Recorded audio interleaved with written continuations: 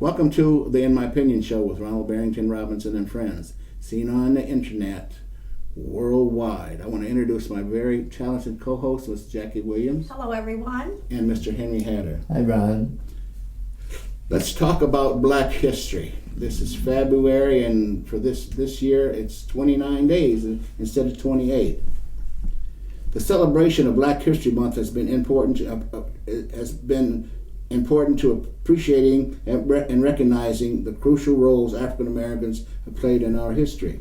This year's theme, African Americans and the Vote. Folks, make sure you get out and vote. It's very crucial this year, very crucial. Has been selected to coincide with the 150th anniversary of the 15th Amendment, which granted Black men the right to vote and emphasizes that the voting rights of our citizens should not be denied in any state. During this month, we should take time to recognize and celebrate African Americans' many contributions and their sacrifices and bravery on their journey to justice in our nation. We must work together to identify, develop, and promote solutions to further achieve equity in our great state of Michigan and around this great nation. Jackie, what's your thoughts on Black history?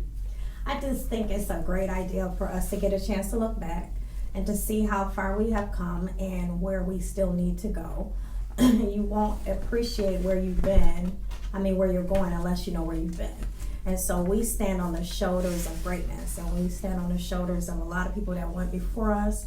And so we need to prepare for people to stand on our shoulders. So we need to be doing things that line up with what our ancestors did.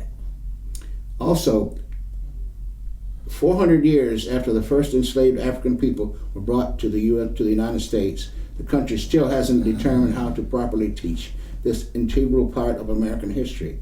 This compelling series, which everybody can tune into, Newsy, it's spelled Newsy TV, and go to Black History. They'll tell you everything that you need to know, and maybe you already know. Black history. We've been around, Black folks have been around from the beginning, okay, as I mentioned a million times on this particular show. History began in Africa, okay? People can say they came from Portugal, they say Ireland, they can come from Italy. Civilization started in Africa. Mr. Hatter, what's your thoughts? Ron, with all due respect to my colleagues sitting at this table and to people around the country, I salute the President of the United States for this week celebrating Black history in the White House. And as you say, Black history belongs to everybody. And as my daughter said in her remarks, I stand here to tell the American people that I'm proud of the Black people who endured the ravages of slavery and who created a platform so that I could stand on here today and tell you that I am free and proud. Those my daughter's words at the White House. Oh, well, that's great. So, like you say, it belongs to everybody, and we need to embrace it and never look back. As the people from Israel say, as they celebrate the Holocaust, we shall never go there again. Please. But one thing I would like to say that's important for us as we celebrate Black history. As Black people, whatever you like to be referred to, Afro-Americans, whatever your preference, we need to celebrate it every month. We need to understand who we are and whose we are every month, and we need to act accordingly. So this month should be the greatest celebration, but we should also be celebrating all the other 11 months. Yeah, exactly. Mm-hmm. People celebrate Black history 365 days a year, day and night. All right? If we don't tell our story, who will? That's right. Okay? Who will? Because we've been listening to all kind of lies for for hundreds of years, okay? And learn your history with the modern development of technology. It's there. Go on, those that have the internet, go there. Go to your public library. Check the history. Don't keep listening to what people say. Check it out for yourself. Go and do some research. That's what's important, all right? And I'd like to add to another thing that my daughter did say, as she expounded on Black history.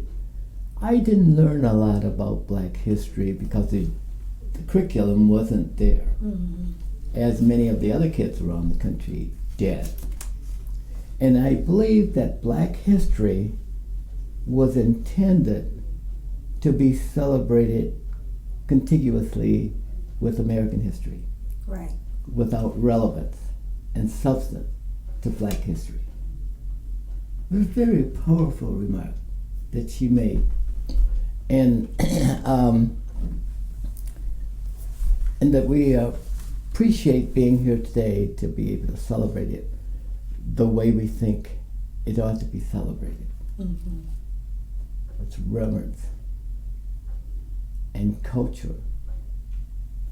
I think that those were, and I haven't looked at all of the remarks coming in from around the country, but they were very powerful and very moving, and that makes a lot of sense, and that's really good and that's powerful because it speaks to not just Black History program, but it speaks to life, because as we move forward to the paradigm shift, as you have taught me, the browning of America, we need to see the browning of America in stores. I live in Grand Blanc, and I have been very upset because I go to the store so far as the Family Dollar, and I ask them all the time, why do we have to have a separate section for products for Blacks? Why does it have to be a separate section? It kind of like what she's saying, it should be incorporated in the whole store. Why do you have to have a separate section in the store for Black hair care? Why can't it just be with the rest of the hair? Because that just separates, you know what I mean? If you're trying to unify, you have to unify in the stores, you have to unify in the schools, you have to unify. So when I see that, to me that says separation. But there are a lot of people that's not ready for all of this. Well, they need to be. I mean, what year do you think? What year do you think? Somehow we have to be patient because there are people not ready. And see, when I can see that, I know what the problem is. And some people gloss it over. It ought to happen right away. And then the people will tell you what you want to hear. Oh, it's here. I'll put those products and mix it in with everybody else. But that doesn't solve the problem. The problem has to be within its young people. There has to be a culture that grows up. And much of that culture is taking place right now, as Black kids seem to do quite well with white kids. And that's great. I think it's great because they don't have the lines that we had. You know what I mean? You might have seen some interracial couples every once in a while, but they have gotten a pass where they have friends of all, and I love it because they don't see skin color, they see friendship. And that's what we should see. We're moving in that direction, but we need to do more before the paradigm shift, and we still have a big hurdle. We don't know how people are going to react to us. When you're losing ground and there's no trail for you to follow, you just drop off the cliff here. And this is when, you do, hostility. This is when the paradigm shift occurs. Who wants to be second in the world? Name one person that wants to be second.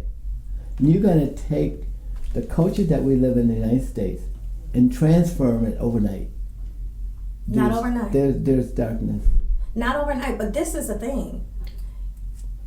That's why you should treat people like you want to be treated, because one we need day to start right now. You won't be in charge, and you will hope that they did not treat you like you treated them. But we don't need to use it as a repayment plan. We just need to use it as an education plan, and we just need to do right by it. So what I'm saying is the stores is the least of things because the products are going to be at greater demand. So you can't give a little section in the store. You're going to have to stock the store accordingly. And this is what I'm saying. You have to change your mindset. Yeah. If you're not going to change your mindset, then we're not going to get there without a lot of hostility. And that's why right now we have the highest racial despair, because we have so many crimes, hate crimes. Is because, listen, the young people that we have now, they don't understand slavery. They don't understand how we ever got there. So my point is, it's something they don't like to accept, but it was our history. Well, what we're going right now, they have to accept this is the history that's going to be. The browning of America is coming. You can stop everybody at the border, but the browning of America is coming, and you can't stop it. No, you can't stop. You can't stop it. And I wanna, as I support, I did toast the President of the United States. I'm gonna toast IMO show, this show today, which started this whole discussion 20 years ago about the paradigm shift. And we talked about what should we be doing now to prepare for that, so that we don't have conflict and cataclysmic affair. What should we be doing? And if you guys remember that, we said, we asked white culture, well, what should we be doing so that the white culture will be prepared to save the country from any kind of a collapse due to racial problems at that time, when they're no longer the arithmetic and political majority of the country. And then we asked the Mexicans, what should we be doing, or Hispanics, what should we be doing? I don't know whether you guys remember that. We did. And we asked African Americans, what should we be doing? Guess what? People did not pay too much attention to that. And it's been around as long as IMO, the In My Opinion show, but we've done nothing. We have surfaced this in the Republican Party. We have surfaced it in school districts and so on and so forth. And I didn't surface it to the Democrats, but I'm sure they heard it, that we were discussing this. And this was a kind of an issue that was everybody's problem and interest and enthusiasm. We have not moved yet to that.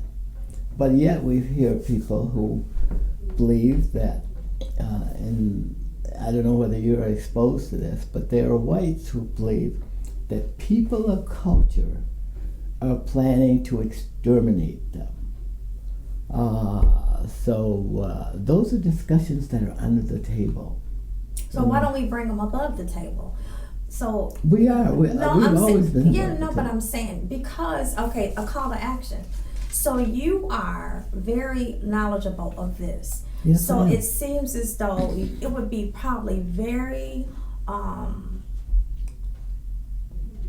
beneficial for Genesee County alone for you to do kind of like a seminar or a talk. You know what I'm saying? Because a lot of times when people are frustrated and there is anger and all of these different emotions that it's because we don't understand. And it seems like you have a good grasp of what's really But going it's on. the show that does. The show can claim this. No, but I'm saying maybe you need to go outside of these walls and you need to go into some of the schools and talk to some of the parents, talk to some of the children, explain to them what their charge is. See, that's where we have dropped the ball, because we had like Martin Luther King that was leading the marches and all of that stuff, but a lot of us have dropped the mantle of what our charge is. Our charge is to prepare our people coming behind us. So I'm saying to you, because you have such a good grasp of information and knowledge on this subject, I'm thinking maybe you should go out and one person by himself won't stop anything. I'm not asking you to stop. I'm saying educate. That's what you can do. You can go and have a conversation, because the browning of America, how do you feel? How does it make you feel? You can go to my college. You can go to some of the churches. That way you're educating, and then that information will pass. Instead of wrong information passing, good information will be out there to kind of set off some of the negative, because it's not a chance for you to have 1 million kids. It's not going to stop the browning of America. If everybody had a baby today, it's not going to stop the browning of America. But this is what we can do to prepare for the browning of America, is what I'm saying. Yeah, that's where we want to get to, and I hope that we will continue to have these kind of discussions. And like this discussion today, this is probably more substantive than anything we've said in the past. Just the fact that we're exchanging here, we're talking about Black history at this time, and what it means. We got it from both sides now. And people will probably take a different look at it. And maybe we could get NBC and ABC and all of them to converge on this, because they're not doing their job. Yeah, we could probably have a panel of discussion. We can have a panel of discussion, and we can have every representative there. So that means we can have Hispanics there, we can have whites there, we can have blacks there, and then we can have a historian there, so they can kind of tell the story. And then we would have information, and also we can start a conversation with a plan. Mm-hmm. You know, and also too, it also, as Jackie, you mentioned schools, all right, and it brought back a conversation that we had about Black history some time ago, a few years ago, Henry. It's got to be taught in the schools.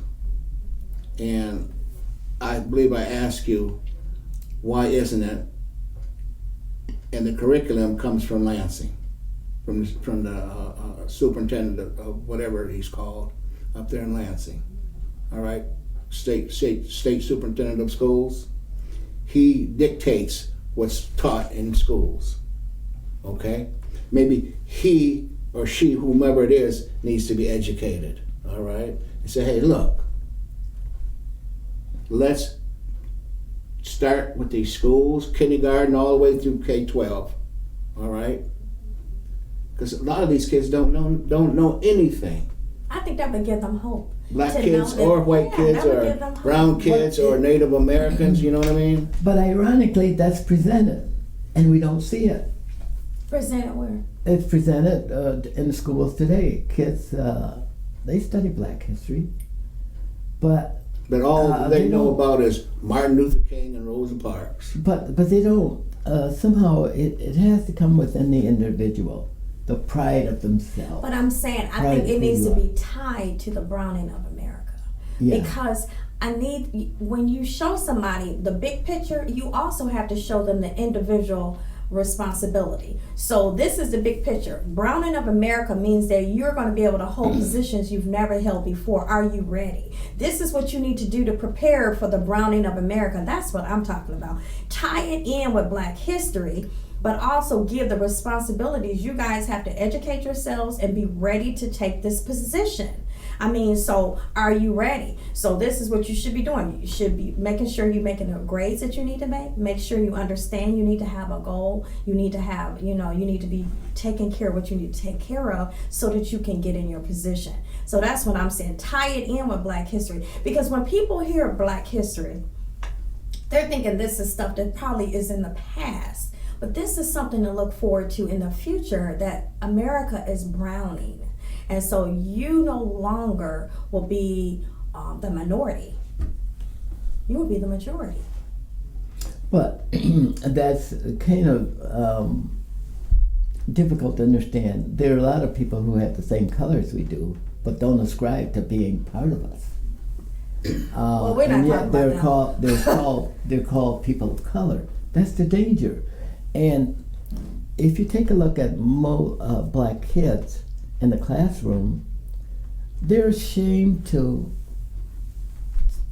be associated with a slave. But yet my daughter said, well, I'm proud of the people who may have been my grandparents. Yeah. There was no gap there. Right. They said, those are the people who built the platform for me to stand on so I can stand here today and tell the American people I'm free and proud. But why are these kids ashamed to be Black? I don't know. Not ashamed to be Black. I think ashamed to be associated with slavery because it's demeaning. Because they don't understand the full story. We didn't have a choice in the matter. And this is what I'm saying. It's not being taught correctly, because I know some people said that putting slavery information in books was just very depressing. I said, well, imagine the people that went through it. I'm sorry, it's depressing for you to hear. I think we're touching up on something there, that may make some sense. Yeah. But you have to have this self-esteem. Exactly. You know what self-esteem? People used to say, well, self-esteem was taken away by boys or by people of color and stuff like that. No, it isn't. It has to be within you. It has to grow from in you, from whatever your parents teach you, your genes, and your whole person. Right. That, and we don't see that. People need to be it's okay to be black. It's okay to be brown. It's okay to be white. It's okay to be whoever, whatever color you whatever are. it is, own it. Own it. Yeah, you got to own that. And Jackie, you went to, I believe, a historical black college and university. All right. When it came around to Black History Month, pretty much what went on? Well, we celebrated all the time because I was in Montgomery, and I had never experienced the water fountains. They're still there. Did you know that? Yeah. The water fountains are still there. I marched with Claretta and Jesse, and we had speakers like Dick Gregory, very knowledgeable man. We had speakers like that throughout the year. So it was like a catch up because I had never been exposed to so much history. We went over the bridge.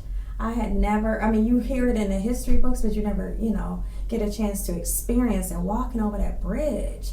That's the kind of stuff we did in Montgomery. So it brought alive the Black history facts that you hear about. Tuskegee, I was right up the street from Tuskegee, got a chance to go there and see the plains, that kind of stuff. So it was alive. So maybe that's what we have to do, take some of our young people back and let them see. But we don't want to evolve this stuff all of a sudden to berate other cultures. No. We want to rise. It's got to be a platform on which we all rise. But we have to understand it. Yeah. See, this is a problem. A lot of time, anger comes from when we don't understand and we're frustrated with. But when you kind of answer the questions, and we need to just deal with it, have a conversation about slavery, because you say it's gone, but yet Rush Limbaugh made a comment the other day. He likened slavery to, it was something he likened it, because there was a chance he was saying the economy was so good. Well, you can't say that kind of ignorant stuff, because that's where the frustration comes from. Yeah, of course you did really well during slavery because you didn't pay for labor. That's nothing to be celebrated, not on the backs of my ancestors. But it's too different. We can't commingle the platforms there. No, but I'm explaining. We have today. to educate that it's not okay to say that kind of stuff, because those wounds are not completely healed. Yeah, that's the problem. Those wounds are not completely healed. So when you say that kind of stuff, that's real, unsensitive, and it hurts people's feelings, and you have to be careful. But does it hurt your feelings? That you said, yes, that hurts my feelings. It does not hurt my feelings. Not hurt my feelings to the point that it's just the ignorance. It's just at what point do you stop saying stuff like that? Because it's not okay for you to brag about how much your crops and stuff made. Of course they did, because we were served scraps. My ancestor was served scraps so that you didn't pay for labor, and then most of my family members were sold if they were good workers. So we don't even know who we're kin to. Yeah. It's a lot to go to that. You know what I mean? So don't talk about it like it was something great. But guess what? Exactly. All those people are dead. Who doesn't make any difference. They've never lived. Who is dead? This is now. But I'm saying, don't make comments about it like that, because those are not good comments. Is what I'm saying. And then you get the highest medal that you can get. All right, Limbaugh. Yeah. Okay, from the President of the United States. Right. You know what I mean? See, something I have not ever said to you guys, all right? The reason I'm so annoyed at how history has depicted itself, okay? My great-grandfather, all right, was lynched, all right, in North Carolina. His wife was raped, okay, in North Carolina. All right, so I have issues, okay. No, see, those are valid issues. That shit you can't not forget. Right. All right, and thousands of us went through, thousands of people of color went through that, all right? Right. But do you know, It's no difference than the Native Americans, all right? Look how their culture was destroyed, all right? Look at the millions of slaves, all right? Whites came 5,000-6,000 miles, built ships to come and get slaves so that to bring them back over here to work for free for 400 years. Mm-hmm. Now that's what makes me angry. yeah, I can understand. All right, and I see, that's what sympathize makes with me angry. And Okay, but we have to get past that. you can't get so past our it. kids in the future will be able to move on. Well, yeah, but you got to introduce them to that Yeah. what occurred. Okay, With regardless- remorse, Yeah. because you can't when you talk about slavery, you can't reference it without remorse and think that we But can. you cannot make a disconnect. You got to be associated with those slaves. Anytime you say, I'm not a slave, I was never a slave, you completely downgrade the slave, and now you have a disconnect. And you don't show that it was a slave who gave you the power to rise. Not the Constitution, not other things, but it was the slaves. On the back of those slaves Of course. gave you the. Yeah. But many people don't want to be associated. Don't Well, want see, to the other discuss thing slavery. is, this is what I'm saying. The other thing In the is Bible, understand it. in the Bible, you do discuss the slaves. Yes, you As do. Moses took the people Yeah. out of the Nog and all of those places. But the point is that I'm making is that we have to teach about slavery because our Yeah. young people think that we were in slavery because we were weak. Yeah, It that's had the nothing thing. to do with us being weak. Yeah, that's So another this problem. is what we have to teach. It had nothing to do with us being weak. It was just a situation where we were taken advantage of. We're on the same page now. Yeah, so slavery didn't represent that we were weak. It represents somebody took advantage of us. Period. And so we have to explain that. So it's not that, they'll say it couldn't have been us. Well, sweetheart, with whips and stuff, it could have been. It could have easily been you. But our kids need to get better at recognizing that they were derivatives of slaves.